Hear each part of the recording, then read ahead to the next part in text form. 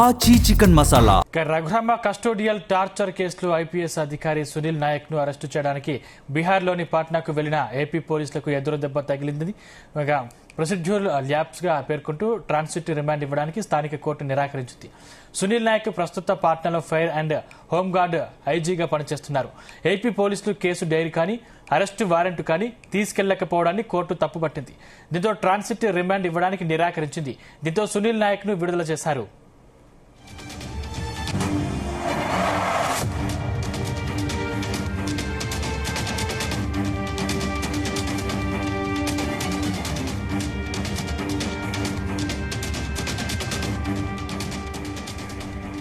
Right, ఇదే అంశానికి సంబంధించిన మరిన్ని డీటెయిల్స్ మా ప్రతినిధి నాగేశ్వరరావు అందిస్తారు. నాగేశ్వరరావు,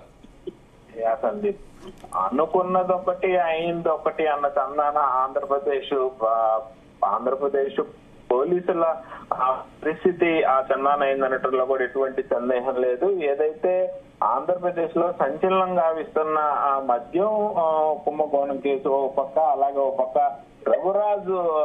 రఘురామ కృష్ణరాజు కస్టోడియల్ అరెస్ట్ కు సంబంధించి కస్టోడియల్ అరెస్టు సమయంలో ఆయన టార్చర్ చేశారన్న అంశం, ఈ రెండు అంశాలకు సంబంధించి ఆంధ్రప్రదేశ్ లో ఎన్డీఏ ప్రభుత్వం అధికారంలోకి వచ్చిన రోజు నుంచి కూడా ఈ రెండు కేసులకు సంబంధించి ఆంధ్రప్రదేశ్ లో ఏది జరిగినా ఆ సంచలనంగా నిలుస్తున్న పరిస్థితి అయితే ఉంది.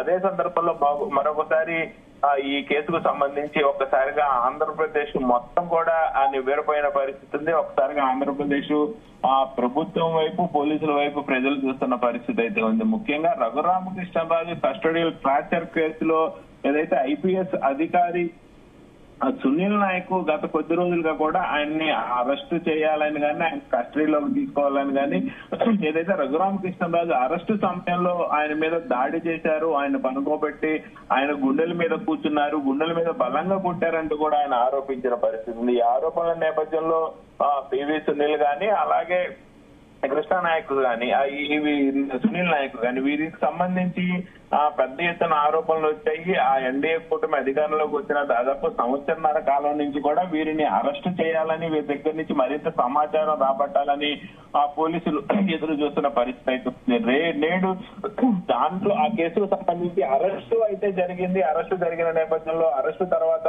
కొన్ని కీలక పరిణామాలు, కొన్ని కీలక విషయాలు అయితే చోటు చేసుకున్నాయి. ఒకసారిగా ఆ పోలీసులకు షాకింగ్ పరిణామం, పోలీసులు షాక్ తిన్న ఆ పరిస్థితి అయితే నెలకొని ఉంది. ముఖ్యంగా ఏదైతే బీహార్ లో పనిచేస్తా ఉన్నారు సునీల్ నాయక్ అనే వ్యక్తి, ఐపీఎస్ అధికారి, ఆయన్ని అరెస్టు చేసి తీసుకొస్తున్న క్రమంలో ఆంధ్రప్రదేశ్ ప్రభుత్వం కొంత మేరకు కొన్ని అనుమతులు తీసుకోవాలి. అనుమతులు తీసుకుంటున్న క్రమంలో అనుమతులు ఇచ్చిన తర్వాతే ఒక ఐపీఎస్ కానీ ఒక ఐఏఎస్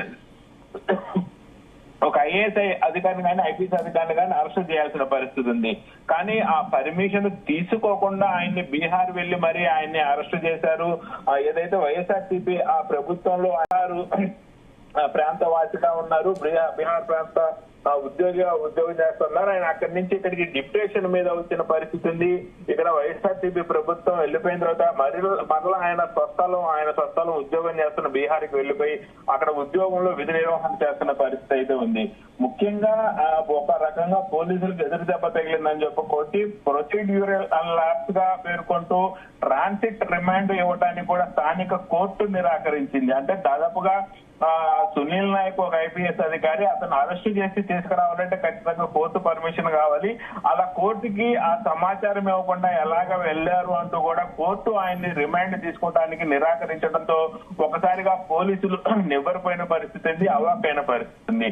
అలాగే సునీల్ నాయక్ ప్రస్తుతం పాట్నాలో ఫైర్ అండ్ హోంగార్డ్ ఐజీగా పనిచేస్తున్నారు. ఒక ఐజీ స్థాయి అధికారి ఆయన. అలా ఏపీ పోలీసులు ఒక డైరీ కానీ, అంటే కేసు డైరీ కానీ, అరెస్ట్ వారెంట్ కానీ తీసుకువెళ్లపోవటాన్ని కోర్టు పెద్ద ఎత్తున తప్పు పట్టింది. దీన్ని ట్రాన్సిట్ రిమాండ్ ఇవ్వటానికి కూడా నిరాకరించింది. దీంతో సునీల్ నాయక్ ను కోర్టు విడుదల చేయమంటంతో విడుదలైన పరిస్థితి అయితే ఉంది. ముఖ్యంగా థ్యాంక్ యూ నాగేశ్వరరావు.